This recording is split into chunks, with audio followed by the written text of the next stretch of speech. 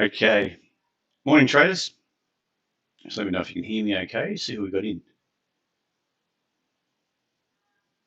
Hope we're doing well.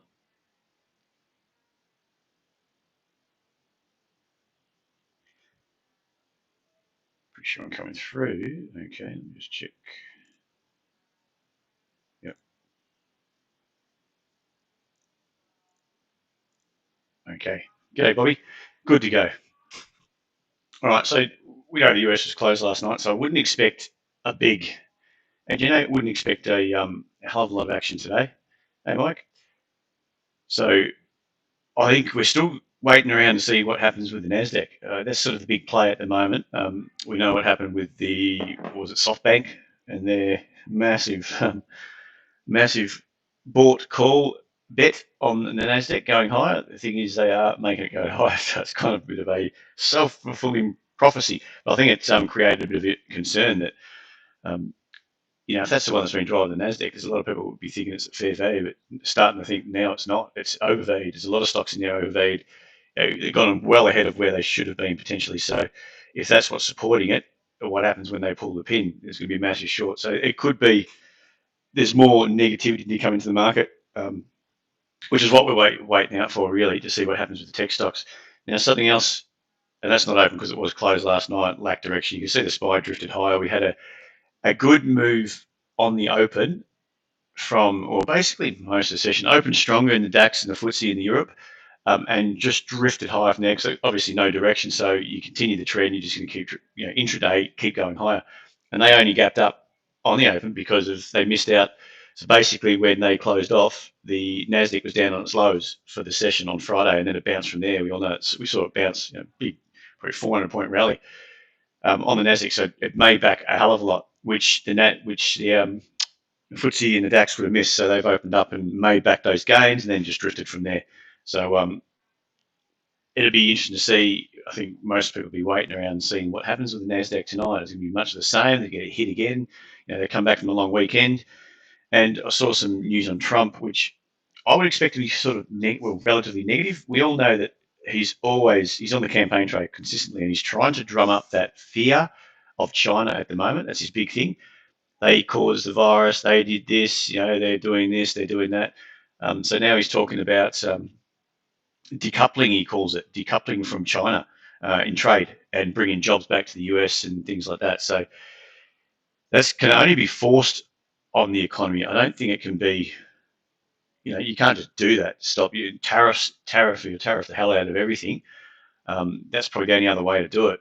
But to me, it's just that political campaign thing that he's trying to push. But what it could do is create a bit of, there's going to be more concern on the back of trade with into China or with the US and China. So I can't see that that's going to be a positive, and that with a few headwinds into the Nasdaq and big tech could mean that we could be seeing a bit of maybe correction. Who knows?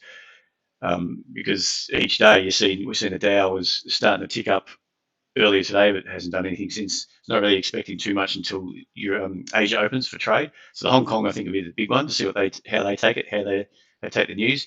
Japan was edging higher yesterday, but did bounce come when Europe opened, did bounce back, and that's on that SoftBank news. That's I think SoftBank got hammered, and that sort of weighed on that index during the day. So today, actually, let's just start off with the Nikkei. It has popped up, and it's just heading up to that 23,280 zone. Now, I'd be surprised if it jams through that. The trend has been down, but it's got some supports walking in at 22,990 or down to those zones. Every time it's pushing down there, we're still, there's buyers down here because of the Nasdaq. Expectations potentially it's going to bounce, and there's sellers up here because of the Nasdaq. Because expectations potentially that it's not going to bounce. So maybe a bit of a rangy day until the US gives us more direction. The SPY really didn't do too much, opened up, drifted higher with the European session, and then just stuck around the highs into the US. There's nothing, Europe didn't back off. They just went sideways pretty into the close.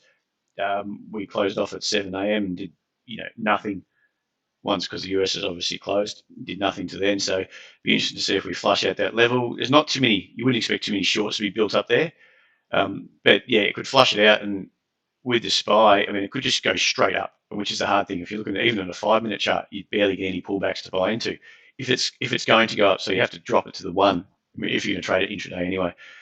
But it is, I would expect that to be flushed and then just see what happens. If there's a straight move down, we could be heading down to 59.20, 10. But again, I'll be looking for the pullback to see what happens in the first pullback. So with the SPY, it's hard because if it's going to go in a certain direction, it tends to just go there. Lately anyway, it's not setting up, it's not giving too much price action moves.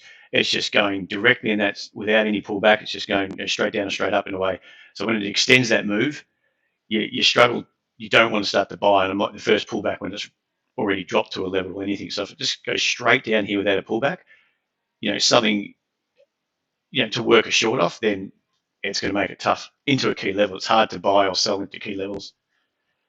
Well, not hard, but you can do it easy enough, but it's just not the smartest move. Now, the Hang Seng, I'm expecting more of that range action now. Where was it closed? So the close was this candle, red candle. So it closed down here, basically where it's gone sideways, about 24,650, and it's up 50 points from there. So don't expect too much action prior to that, because I wouldn't expect any lead from any other market. Doesn't really take a lead from the Nikkei or Dow. Dow wouldn't be expecting to do much. They're still coming back after the long weekend, and it's not going to take any lead from the Aussie market at all.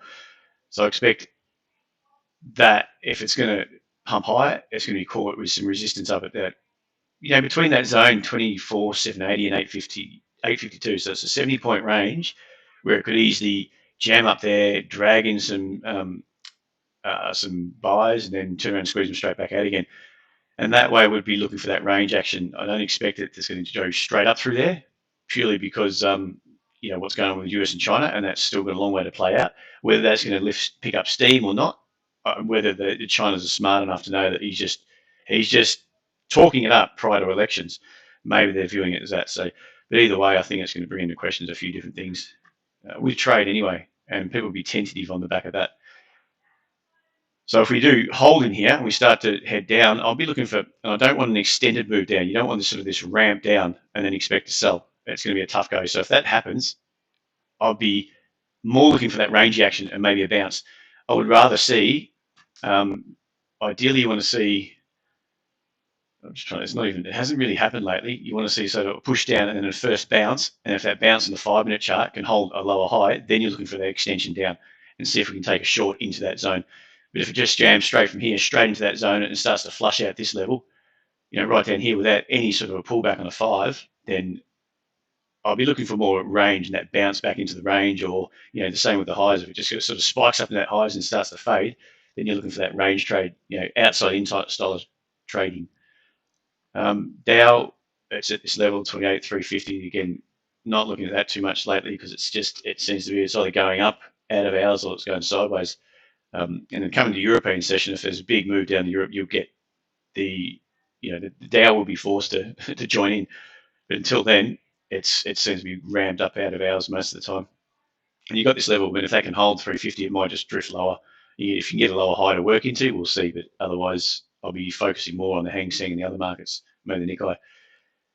So just going over now, I just want to look at some cryptos. I think it's a good change of tune. So not much has changed. We've got copper did edge higher. And that's on the back of supply. It's lack of supply on the LME, and I can't remember what the Nikkei, what the market there, the metals market in Japan is called, but lack of supply there, and it's getting soaked up, and that's why you're getting it edging higher. It's really starting to push up. We're on the daily chart. Let's just go to the 30-minute charts again. You can see it's up near this zone at 3.09. This high, it's starting to fade. We had a press down yesterday and it was brought straight back up again. So it is finding some buyers on moves lower. It's finding some support from buyers willing to soak up that selling pressure. But again, there's not much happening in the US session, so you wouldn't expect too much of a move down. But still, bulls are strong. It's just starting to fade now at a lower level again. So we could get that secondary move lower to take out that lows and test the MAs, or even test lower, spike through just to clean out some buyers. But we'll have to see how that goes and see what the US dollar does. And the US dollar is about 93 level, 93.05 at the moment. Again, not really doing too much. There's a lot of news. I think there's some good news out tonight in the US in regards to housing and inflationary data potentially. And then later on, there's the ECB will be talking up inflation for their side on, with regards to global growth and all that sort of stuff. So there's a bit of data for the US dollar to focus on. There's no deal on further stimulus just yet. They haven't been pressured in either. Is an each way bet, as in there's no pressure to not give it, and there's no pressure to give it at this stage. So expect nothing much to happen on that front, which would lead me to believe that this US dollar is going to drift. It may chop around, but I'm still waiting to the downside. I want to see if that starts to hold these highs and starts to edge its way down. But again, we'll just have to wait and see. What's the other thing? Crude oil, which I thought might have had a bit of a run, is under pressure. Now, I think it was the Saudi exports to Asia. They dropped the lowest prices for a while, which means obviously they're wanting to get out of to sell to Asia. And because demand's probably lower, they have to drop the prices to make it more viable, which is interesting. So that's been pressuring oil. So the demand side of oil is the problem. Anytime they get too much of a problem, they just cut production a bit. They can manipulate that side. So that's why I would expect they've been cutting production. We've got prices now down in this zone. It was around here, 38.60, thereabouts. So we may get a bit of a bounce off there. If it starts to consolidate here, look for another move down through that level. So that's the problem. If we start to chop around here, the way it was sold off, and it was sold off again on the open yesterday, did nothing because the US dollar really wasn't moving. There was nothing much to be had because the US was going to be closed that night. If we consolidate here, there could be another sharp move lower, just depending on how that US dollar moves. So cryptos, on a quick look at, Bitcoin's traded below 10,000 a few times now. You can see it's pushed below, I think there's a 10,000 mark, 1, 2, 3, 4, 5, you can debate that one. Was that probably right on 10,000 there? Was that 1, 2, 3, 4, 5, 6 times now, and it's really pressured down. So it is pressuring any buyers that start getting, it's searching for those stops, it's flushing them out. It's just now where it's pushed up above this little lower high at 10,350.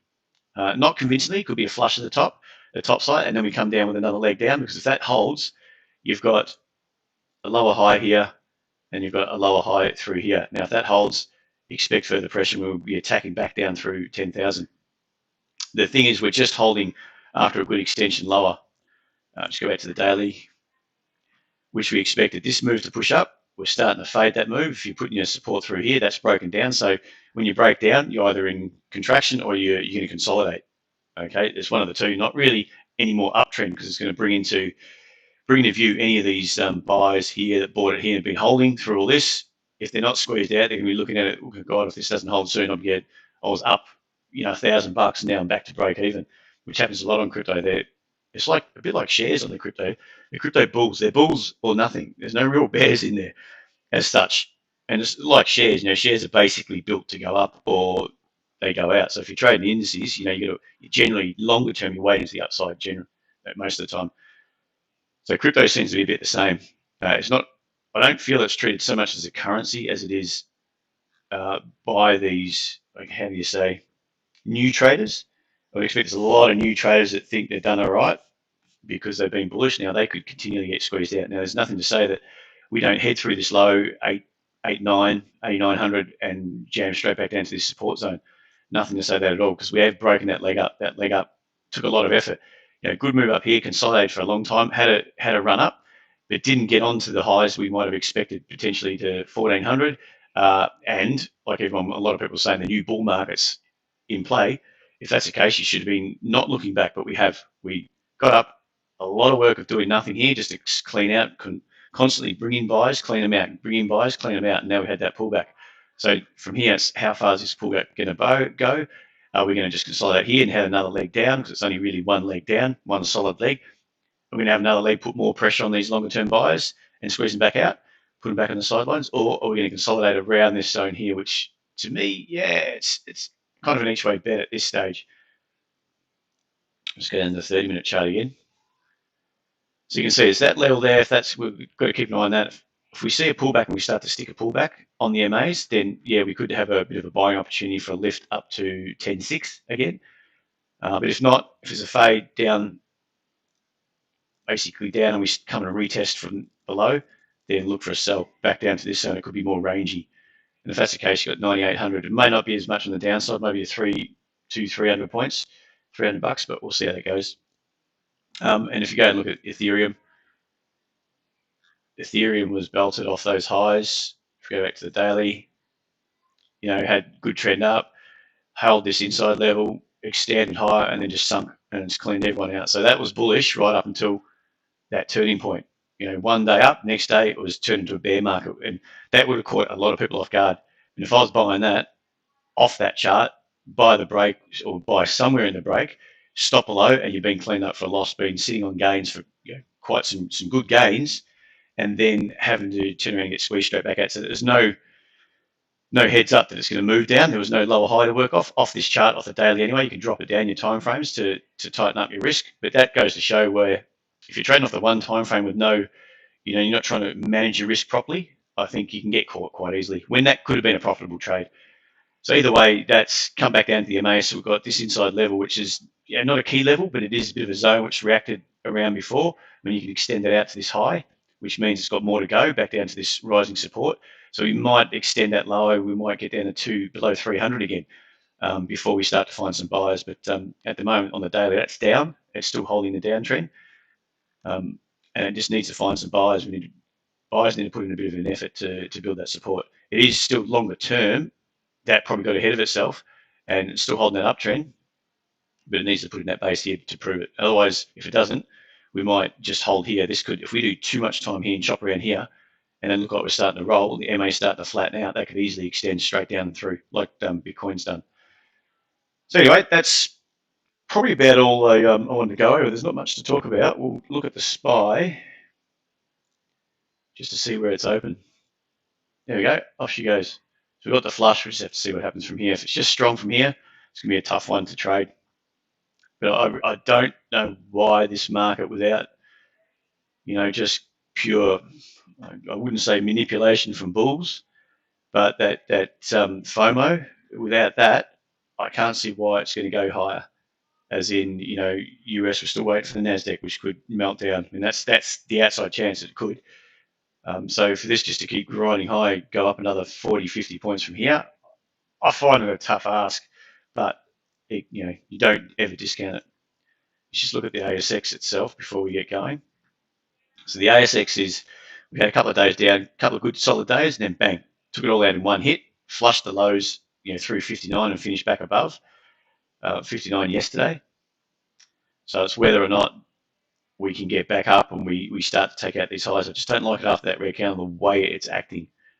Okay, so it could easily, you could break up to 6,000, which is another 40, 50 points from here. We'll just have to see how it goes. All right, guys, I'll finish it off there. Thanks very much for joining me. Any questions, feel free to send an email to support@tradesetup.com.au. And for anyone that is not in the Discord channel that wants to join in some intraday stuff, and we just talk about markets in general, when it gets a bit quiet like it could be today, send an email and I'll give you the link. Okay, so anyone that's interested in that, just email support@tradesetup.com.au. If anyone that's there, I'll see you there around the 11 o'clock mark in about an hour. Okay, enjoy your day. Otherwise, I'll speak to you later. Bye.